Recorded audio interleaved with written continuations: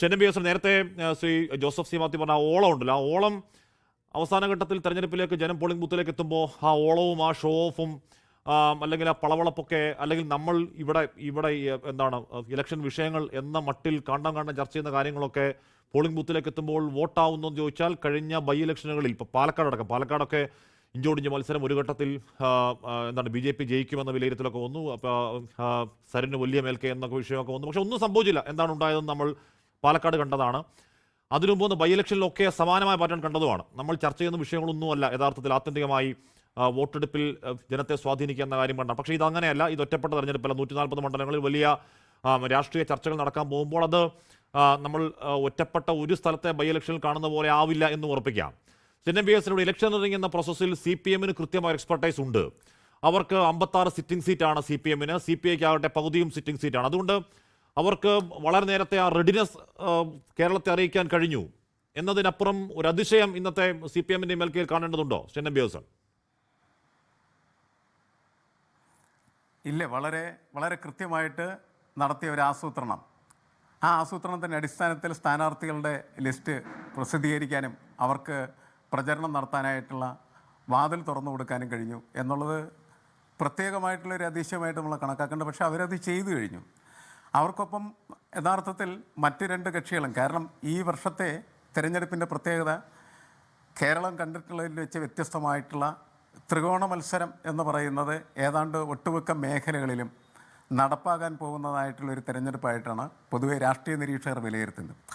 അപ്പോൾ ത്രികോണ മത്സരത്തിൻ്റെ സാധ്യതയിൽ 3 മുന്നണികളും ഒപ്പത്തിനൊപ്പം തന്നെ സ്ഥാനാർത്ഥികളെ പ്രഖ്യാപിച്ച് മുന്നോട്ട് പോകേണ്ടത് ആവശ്യമാണ് എന്നാണ് എനിക്ക് തോന്നുന്നത്. 2-3 ദിവസങ്ങൾ കഴിയുമ്പോഴേക്കും മറ്റ് 2 മുന്നണികളുടെയും സ്ഥാനാർത്ഥികൾ വരും എന്നുള്ള കാര്യത്തിൽ തർക്കമില്ല.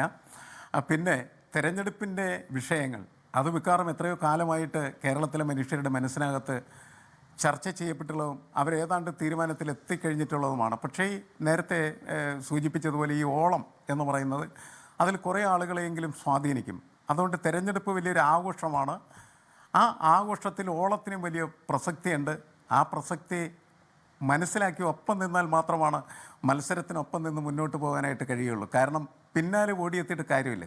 ഇതൊപ്പം തന്നെ ജസ്റ്റ് സ്റ്റാർട്ട് ചെയ്യേണ്ട ഒരു പ്രക്രിയയാണ്. കാരണം മറ്റ് തിരഞ്ഞെടുപ്പുകളിൽ നിന്ന് ഈ തിരഞ്ഞെടുപ്പുകളെ വ്യത്യസ്തമാക്കുന്നത് ത്രികോണ മത്സര സാധ്യത എന്ന് പറയുന്നത് ഒട്ടുമിക്ക മണ്ഡലങ്ങളിലും ഉണ്ട് എന്നുള്ളതാണ്. പക്ഷേ എനിക്ക് തോന്നുന്നത് ഇങ്ങനെ ഓടിയെത്തുന്നതിൽ പിറകിൽ നിൽക്കുന്ന പോലെയാണ് തോന്നുന്നത്. കാരണം അവർക്ക് 2 മുന്നണികളുടെ സ്ഥാനാർത്ഥികൾ വന്നതിന് ശേഷം ഞങ്ങളുടെ സ്ഥാനാർത്ഥികൾ വന്നാൽ മതി എന്ന തോന്നലുള്ള രീതിയിലാണ്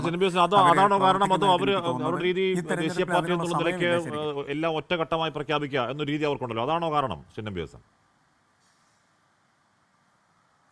അല്ല, അത് നമുക്ക് പറയാൻ പറ്റില്ല. കാരണങ്ങൾ അവരാണ് തീരുമാനിക്കുന്നത്. പക്ഷേ എന്തായാലും അതിങ്ങനെ വൈകി പോവുകയാണ് ചെയ്യുന്നത്.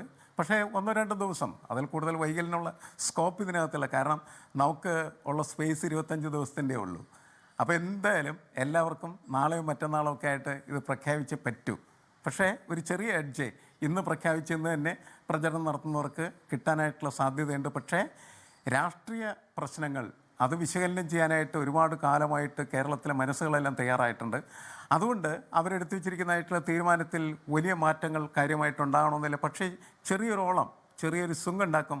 അത് പക്ഷേ തിരഞ്ഞെടുപ്പിൽ വളരെ പ്രസക്തവും പ്രധാനപ്പെട്ടതുമാണ് എന്ന് തന്നെയാണ് എനിക്ക് തോന്നുന്നത്.